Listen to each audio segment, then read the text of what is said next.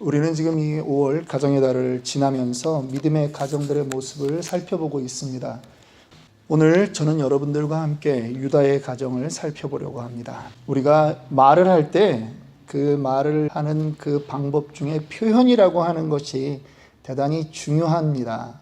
월급이 적다거나 월급이 생활하기에 너무 빠듯하다라고 하는 이런 말을 하는 것도 가능하지만 이렇게 직접적인 표현보다는 쥐꼬리만한 월급 이 한마디면 그 의미가 모두 살아날 것입니다. 또한 폭력배다라고 하는 말을 요즘 한국에서는 양아치 혹은 그 모양새를 가지고 깍두기 이렇게 표현하는 경우도 있습니다. 그렇다면 집안이 정말 집안 꼴이 말이 아닌 집안을 갖다가 우리는 뭐라고 얘기할까요? 네, 여러분들이 말씀하셨듯이 콩가루 집안 그렇게 얘기하면 바로 이해가 됩니다. 지난주에 우리 최전도사님을 통해서 살펴봤던 이 야곱의 가정, 콩가루 가정이라고 말해도 될 것 같습니다. 야곱은 아내가 4명이 있었습니다. 2명은 정실 부인이고 2명은 그 아내들의 하녀들이었습니다. 무슨 이런 결혼이 있나 모르겠어요. 바이원 결혼도 아니고. 4명의 아내를 통해서 12명의 자녀를 얻습니다. 그리고 하나님의 축복으로 이 12명은 이스라엘의 12지파가 되는 그 은혜를 입습니다.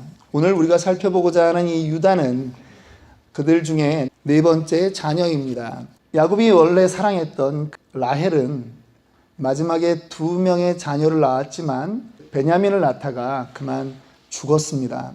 그랬더니 이 야곱의 편애가 점점 더 심해집니다. 요셉에게는 채색 옷을 입히고 요셉만 사랑하는 그러한 아버지가 되어버렸습니다. 그 정도는 참을 수 있는데 이 철없는 요셉이 형들 앞에서도 그리고 부모님 앞에서도 자기네들을 무시할 때가 있는 것입니다. 그래서 어느 날 양떼를 치고 있다가 우리가 잘 알듯이 그 멀리서 요셉이 오는 것을 보고 이 형제들이 그 요셉을 죽이기로 작정합니다. 유다가 나서서 그 요셉을 애굽으로 가는 이스마엘 상인들에게 팔아버리죠. 울고불고 하는 그 요셉을 이 유다가 나서서 팔아버리는 그런 장본인이 됩니다. 이것이 원인이었는지 그의 인생도 행복한 인생은 아니었습니다. 그는 사랑하는 아버지와 그 형제들을 놔두고 그는 가나안 땅으로 들어가서 살게 됩니다. 그리고 그곳에서 자기 소견에 정말 옳은 대로 눈에 보이는 아름다움을 쫓아서 한 여인을 얻어 오늘 우리가 읽었듯이 3명의 아들을 낳고 삽니다. 행복할 줄만 알았습니다. 그런데 그 아들들이 얼마나 하나님 앞에 악했는지 첫째 아들 엘은 하나님이 바로 죽이십니다. 그리고 둘째 아들 오나는 이스라엘의 계대 결혼법 혹은 형사 취수 제도라고 하는 그 고엘 제도에 의해서 자기 형수와 관계를 하게 되는데 역시 그도 순종하지 않는 모습들을 보이자 하나님이 그 자리에서 그의 생명을 데려갑니다. 이런 집안은 정말 콩가루 집안이라고 불러도 마땅할 것 같습니다. 그들 가정에는 아마 웃을 일이 없었을지 모릅니다.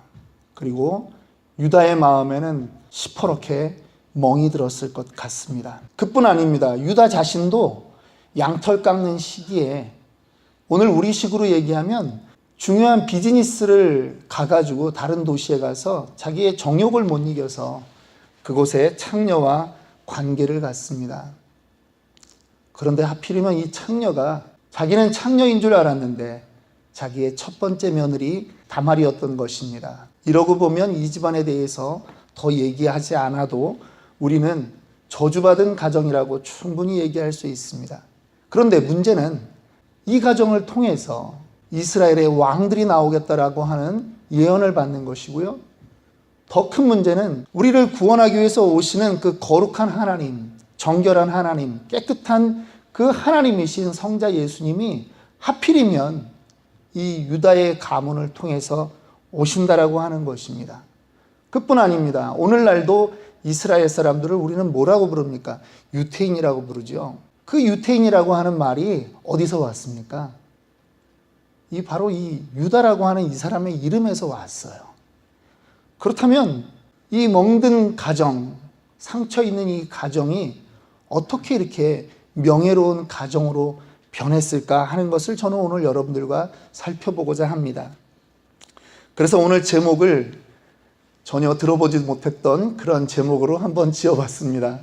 멍든 가정에서 명예로운 가정으로. 좀 전에 설명드렸다시피 이 정도의 상황이라면 이 가정은 정말 저주받은 가정이라고 우리는 다 말할 수 있는데, 어떻게 이 가정을 통해서 그리스도 예수님이 오는 축복을, 그리고 이스라엘의 왕조가 이 가정을 통해서 대대로 이어지는 그러한 축복을 받았을까요? 첫 번째, 유다의 삶은 바로 자신의 잘못을 인정하는 삶이었습니다. 저나 여러분 모두 사람들 앞에서 체면이 구겨지는 그러한 상황이 있다면 그것은 참 견디기 어려운 것일 겁니다. 중국 속담에 이런 말이 있습니다. 집이 불타는 것은 창피한 일이 아니지만 남들 앞에서 넘어지는 것은 창피한 일이다 라고 합니다. 집이 불타서 거지가 되는 것은 자기 잘못이 아니라는 겁니다. 그런데 자기가 실수해서 남들 앞에 넘어져 가지고 웃음거리가 되는 것은 정말 견딜 수 없는 그러한 수치라고 하는 것입니다.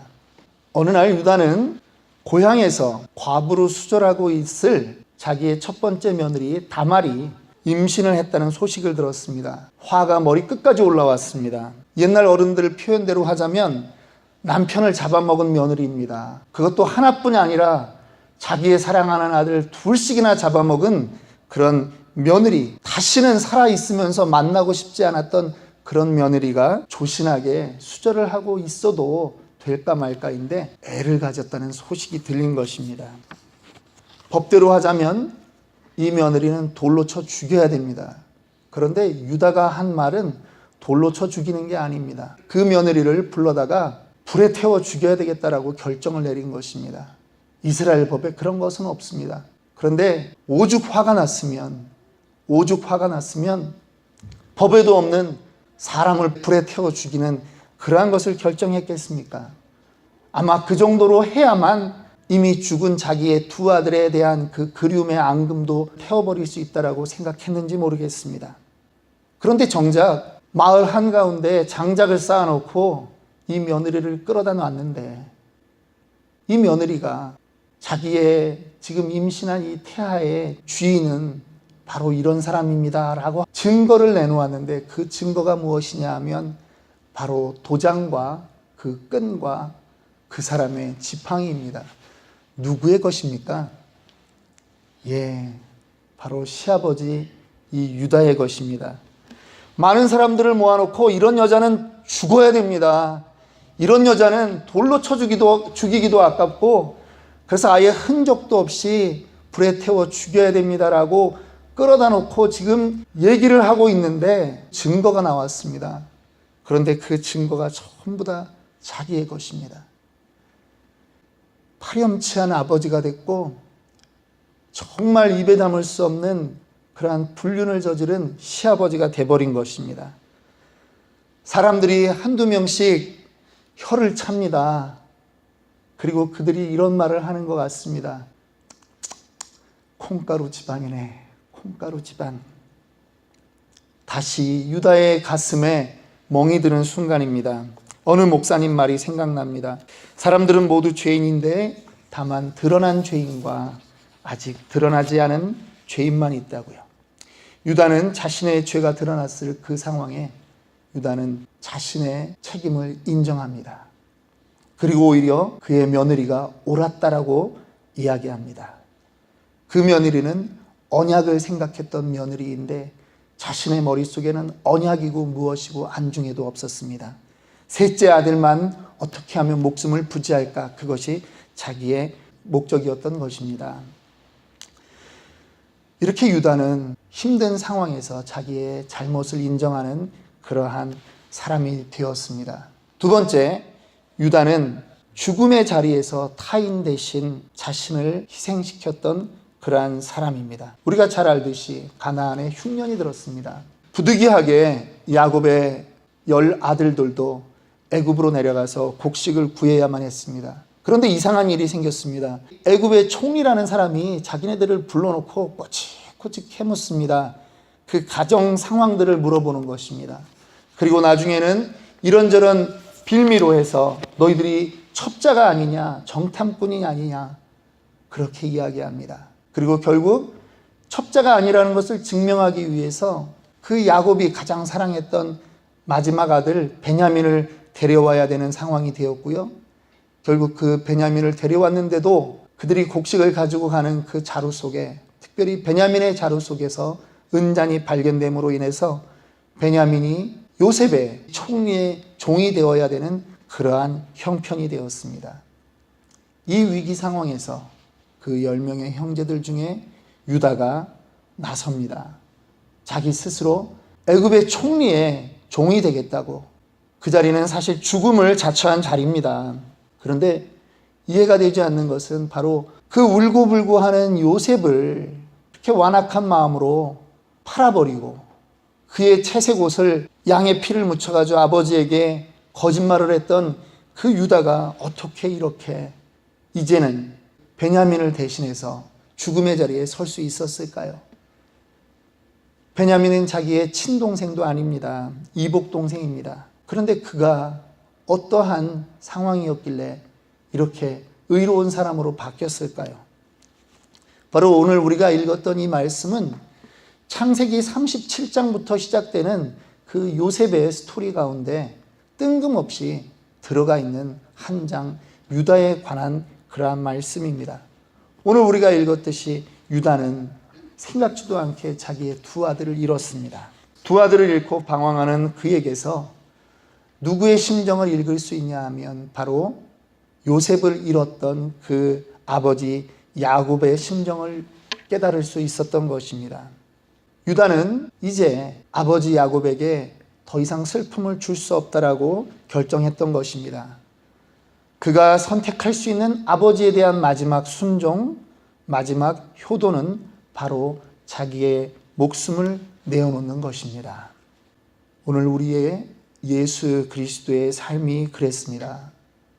빌립보서 2장 6절로 8절의 말씀은 이렇게 전합니다. 그는 근본 하나님의 본체시나 하나님과 동등됨을 취할 것으로 여기지 아니하시고 오히려 자기를 비워 종의 형체를 가지사 사람들과 같이 되셨고 사람의 모양으로 나타나사 자기를 낮추시고 죽기까지 복종하셨으니 곧 십자가에 죽으심이라. 주님이 죄 많은 우리들의 죄짐을 지고 죽음의 길로 가셨습니다. 그 주님의 죽음 때문에 오늘 우리가 이곳에 설 수 있습니다. 야곱은 창세기 49장에서 그의 노년에 그의 12아들을 축복합니다. 그런데 유다를 축복하면서 통치자의 홀이 그 유다의 가문을 떠나지 않을 것을 축복합니다. 예전 같으면 정말 사악했던 그 유다인데, 그리고 인간의 눈으로 봤으면 정말 창피한 그 유다의 가문이고, 제가 표현했던 대로 멍든 가정이었지만 이제는 명예로운 가문으로 바뀌게 되는 것입니다. 그의 가정을 통해서 예수님이 오게 되는 것입니다. 제게는 2명의 형님과 1분의 누님이 계십니다. 3남 1녀 중 저는 막내입니다. 저는 중학교, 고등학교 시절을 별로 웃을 일이 없이 지냈던 것 같습니다. 우리 집에는 제가 중학교 2학년 때 큰형수님이 시집을 오시고 나서 우리 어머님하고 너무나 많이 다투셨어요. 23살짜리 며느리를 맞았는데 우리 며느님이 어머님에게 아주 이렇게 종종 말대꾸를 잘 하셔서 저희 어머님이 화병으로 쓰러지고 4년 만에 심장이 너무 안 좋아지셔가지고 서울대병원에서 수술을 받다가 그만 한 달 만에 돌아가셨습니다.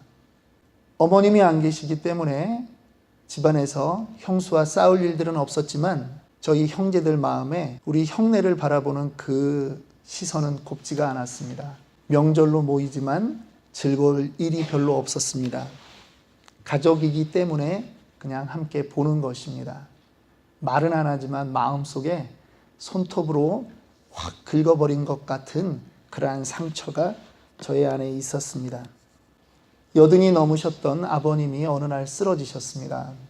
그리고 돌아가실 때까지 약 6년 정도 뇌경색으로 쓰러지셔서 고생을 하셨는데 마지막 2년 정도는 완전히 거동이 불편하셨습니다. 그리고 병원에서 지내셔야만 했습니다. 그때 저희 큰형님이 직장을 그만두시기로 하고 아버님 돌아가실 때까지 병수발을 들겠다고 그렇게 결정을 하셨습니다. 조선시대에 살았다면 부모님이 돌아가시고 나서 3년 정도는 묘자리 옆에서 심요살이를 하는 경우도 있는데 아버지 살아있을 때 그동안 못한 효도라도 다 해야 되겠다라고 하는 것이 형님의 생각이었습니다. 저희 집이 간병인을 쓰지 못할 정도로 어려운 가정은 아닙니다. 그런데 형님이 그렇게 결정을 하시고 아버지를 병간호하기 시작했습니다. 쉬운 일이 아니었습니다. 매일 아버지를 씻기고 닦고 대소변을 받아내는 그러한 일들이었습니다. 환자 옆에서 지낸다라는 게 여러분들 다 아시죠? 아무리 건강한 사람도 환자 옆에 지내다 보면 자기도 병자가 된 것 같은 그러한 상황에 처합니다. 어느 날 중국에 살고 있는 저에게 전화가 왔습니다. 큰형님이 직접 전화를 하셔서 너 좀 잠깐 들어와서 한 일주일만 교대를 좀 하자. 제가 그 전화 받고 이틀 뒤에 바로 한국으로 달려갔습니다. 작은 형님도 저녁에 와서 교대를 하고 그렇게 했지만 큰형님이 너무 힘드셔가지고 벌써 아버님하고 병실에서 같이 지낸 지가 한 1년 반 정도가 지나고 났더니 너무 힘들어서 체력이 너무 다운된 상태입니다. 병원에 도착하고 나서 제가 형님을 보고 깜짝 놀랐습니다. 아버지는 너무나 깨끗하게 그렇게 누워 계신데 우리 형님은 이 손발이 주부습진이 걸렸습니다. 그리고 독한 약으로 쓰다 보니 손발이 전부 허물을 벗고 있는 것입니다. 그리고 입술이 다 터져가지고 그렇게 있습니다. 지금 환갑이 넘은 저희 형님이지만 아직도 저희 형님은 주말마다 조기 축구를 나가서 몸에 군살이 없이 아주 다부진 체격이고요. 병 한 번 알아본 적이 없는 그러한 건강 체질입니다. 그런데 아버지 병간호하는 동안 그렇게 몸이 다 망가졌습니다. 이제 제가 24시간 아버지와 함께 있는데 한 3일이 지나니까 몸이 뒤틀리더라고요. 저는 일주일만 그렇게 병간호를 하고 또 사업 때문에 다시 중국에 들어갔습니다. 그런데 저희 형님은 아버지 돌아가실 때까지 그렇게 효도를 다 했습니다. 분당에 있는 그 병원에서 간호사들과 의사들이 그런 말을 합니다. 21세기의 효자를 처음 봤다. 이런 사람을 처음 봤다. 아, 이런 사람을 효자라고 하는구나 라고 하는 말을 그들이 하는 것을 들었습니다. 그동안 우리 식구들 사이에는 갈등이 있었습니다. 그런데 형님이 자기의 인생 중에 2년이라는 시간을 아버지를 위해서 헌신했습니다. 아마 우리 형님은 아버지가 병상에서 10년을 사셨으면 10년 내내 그렇게 하셨을 것입니다. 그런데 그 형님의 희생이 우리의 가정을 아름다운 가정으로 만들었습니다. 그리고 자랑스러운 가정으로 만들었습니다. 형님의 지극정성의 효성 때문에 저희 가정은 멍든 가정에서 명예로운 가정으로 되었습니다. 많은 사람들이 명예를 원합니다. 이제 새로운 대통령도 뽑혔으니 또 많은 장관들과 청와대 비서진들이 필요할 것입니다. 모두 명예를 추구하는 자리입니다. 교회도 역시 마찬가지고 사회도 마찬가지입니다. 하지만 분명한 것은 희생 없이는 명예가 따라올 수 없습니다. 성경은 십자가에서 죽으신 예수님을 하나님이 그를 지극히 높여 모든 이름 위에 뛰어난 이름을 주사 하늘에 있는 자들과 땅에 있는 자들과 땅 아래에 있는 자들로 모든 무릎을 예수의 이름에 꿇게 하셨다라고 선언합니다. 하나님이 순종하고 희생하신 주님을 영광스럽게 하신 것입니다. 오늘 우리의 삶도 마찬가지입니다. 나의 희생이 없이는 회복도 없고 회복이 없으면 명예도 없습니다. 오늘 멍든 가정, 그 유다의 가정을 통해서 그리스도가 오시는 그러한 명예로운 가정으로 변한 것은 바로 유다의 희생이 있었기 때문입니다. 오늘 저와 여러분들이 희생하는 것을 통해서 우리의 가정이 다시 살아나고 우리의 복음이 우리 주변에 더욱더 전파될 수 있는 그러한 계기가 되기를 소망합니다. 함께 기도하겠습니다.